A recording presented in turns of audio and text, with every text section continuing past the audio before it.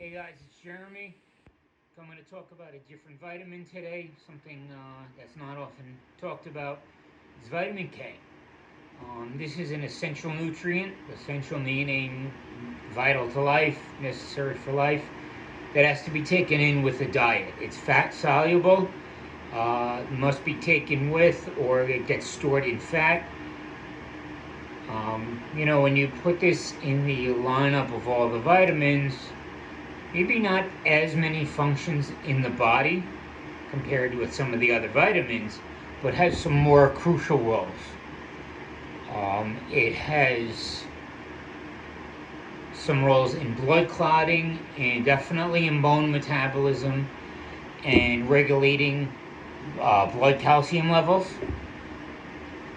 The body needs vitamin K to produce, it's called prothrombin. Say that 3 times fast. Prothrombin, a protein and clotting factor that is important in blood clotting, plugging up your cuts, and you'll see it in your skin and maybe in some veins and arteries, and also in bone metabolism, along with calcium and vitamin D and magnesium.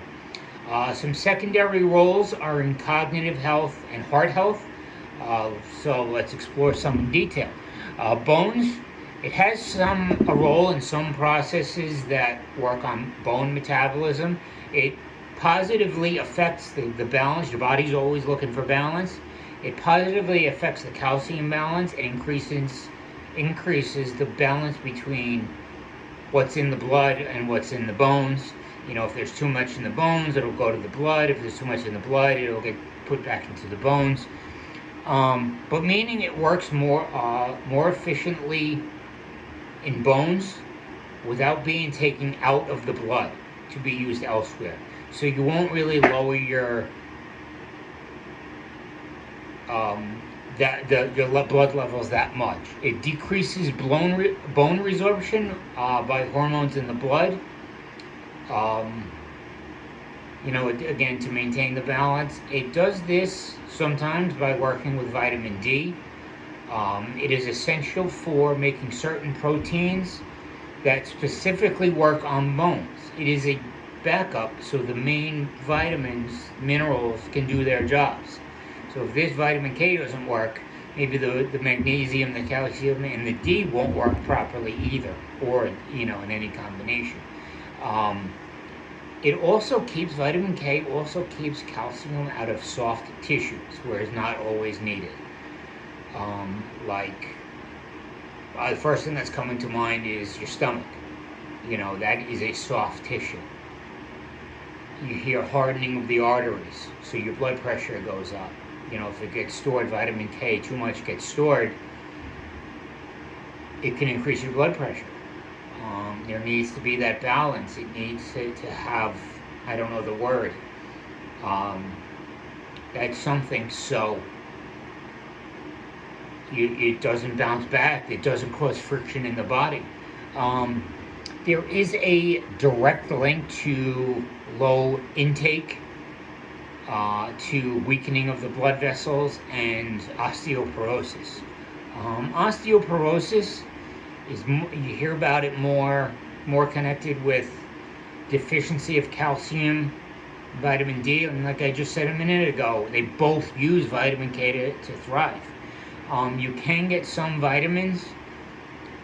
I've seen that you can get calcium by itself, you can get vitamin K by itself, you can get magnesium by itself, but you can see them taken together also. But you have to make sure it's the right balance for your body. You have to see a doctor first.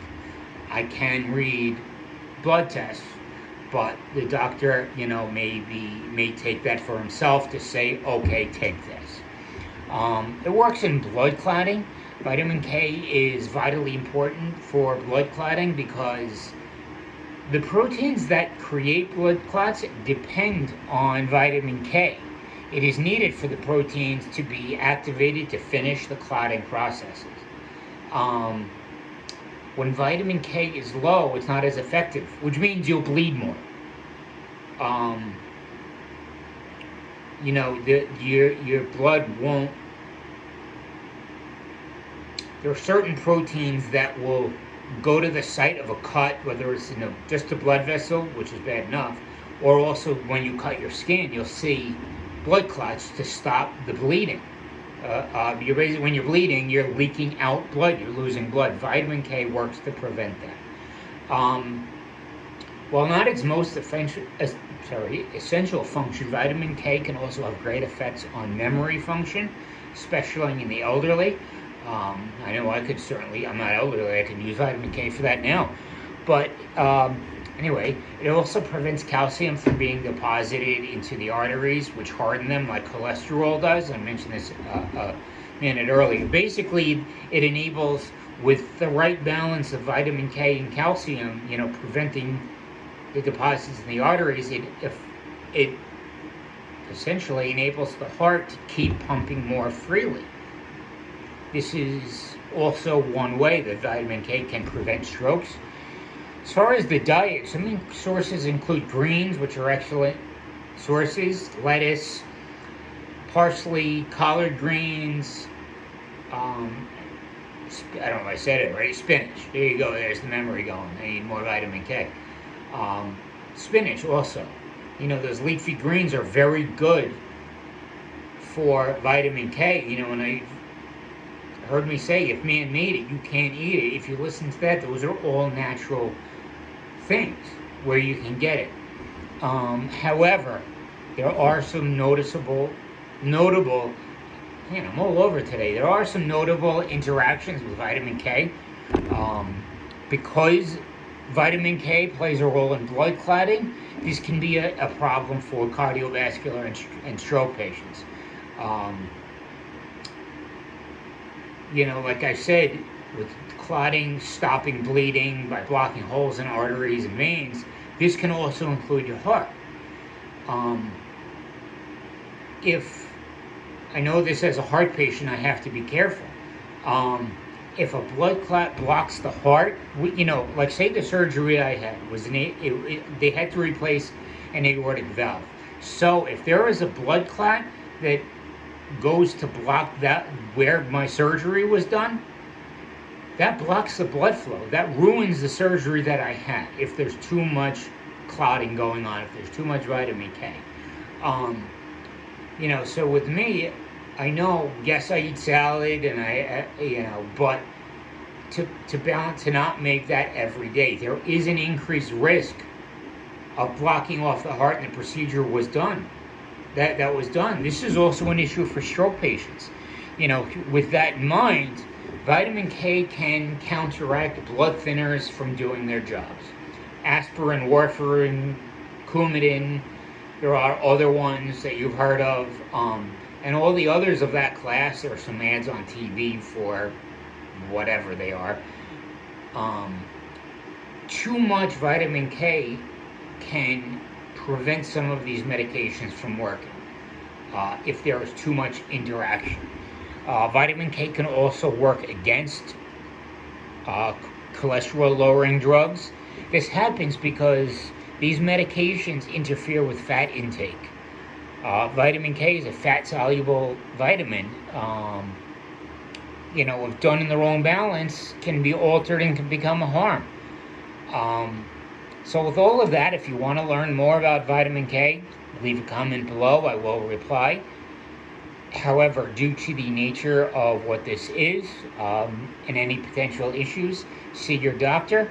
I will tell you that if you are looking at vitamin K, something I recommend is with the company that I am working for is USANA, USANA. It's USANA. Vita Antioxidant. There's something called Vita Antioxidant. Has your vitamin K. It's a daily supplement, and it's a little bit a day. It works. You have to take this in every day. I will also leave a link to my website in the comments below.